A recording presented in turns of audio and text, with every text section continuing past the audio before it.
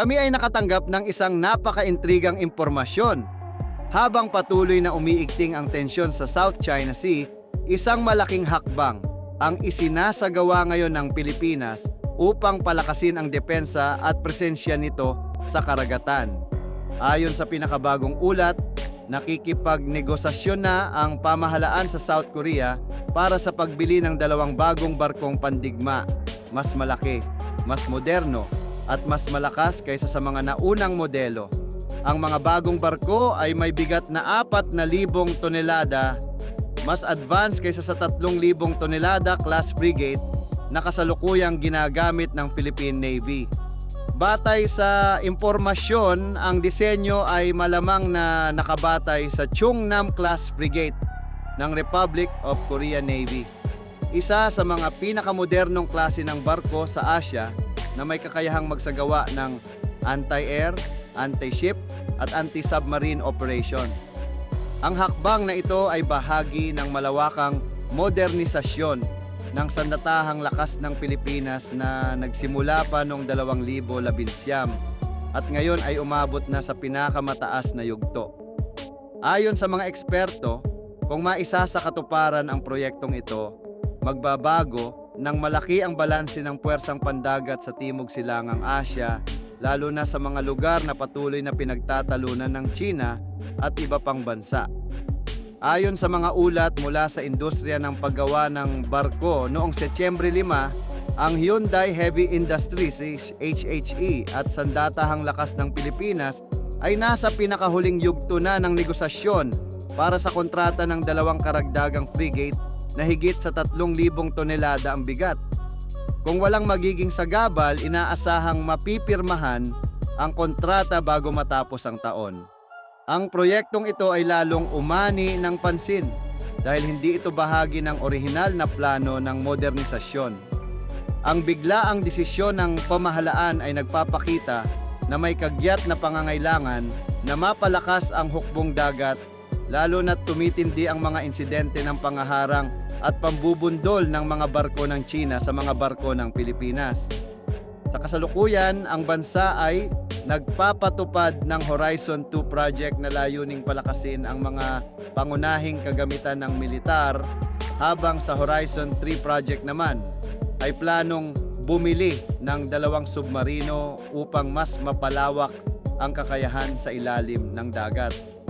Ngunit ngayong lumalalim ang alitan sa China, mukhang mas pinabilis ng pamahalaan ang timeline ng modernisasyon at inilunsad ang hiwalay na proyekto para sa mga bagong frigate na ito.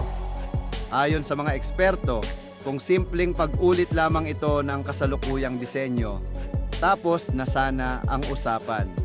Ang katotohanang tumatagal ang negosasyon ay malinaw na senyales na isang mas advanced, mas malakas at mas modernong bersyon ng barko ang gustong makuha ng Pilipinas. Isa na kayang makipagsabayan sa mga barko ng mas malalaking bansa. Ang pangunahing dahilan sa likod ng biglaang hakbang na ito ay ang patuloy na panggigipit ng China sa West Philippine Sea. Sa mga nakaraang buwan, ilang insidente na ang naitala kung saan ang mga barko ng China ay sadyang bumangga o nagharang sa mga barkong Pilipino, maging ito man ay pangisdaan, Coast Guard o resupply vessel. Ilang video na rin ang nagpakita ng mapanganib na maniobra at pambubundol ng Chinese Coast Guard na nagdulot ng tensyon at takot sa mga Pilipinong marino. Dahil dito, nais ng pamahalaan na magkaroon ng mas malalakas na barkong pandigma na may kakayahang tumugon at magprotekta sa mga tropa sa mga pinag-aagawang karagatan.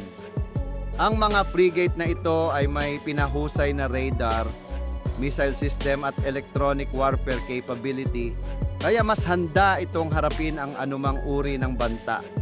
Ayon sa ilang opisyal ng depensa, hindi layunin ng Pilipinas na makipagdigma, kundi upang ipakita na kaya nitong ipagtanggol ang sarili at hindi basta-basta uurong sa harap ng pananakot. Sa madaling sabi, ito ay hakbang ng pagpapatibay ng soberanya, at karapatan sa karagatan. Ipinakita na ng mga barkong gawa ng South Korea ang kanilang husay at tibay sa aktwal na operasyon habang nananatiling mas mura ng halos kalahati kumpara sa mga barkong gawa sa Europa na may katulad na sukat at kakayahan. Bukod pa rito, kilala ang South Korea sa mahusay na teknolohiyang pandagat, mabilis na produksyon at maaasahang serbisyo pagkatapos ng pagbili.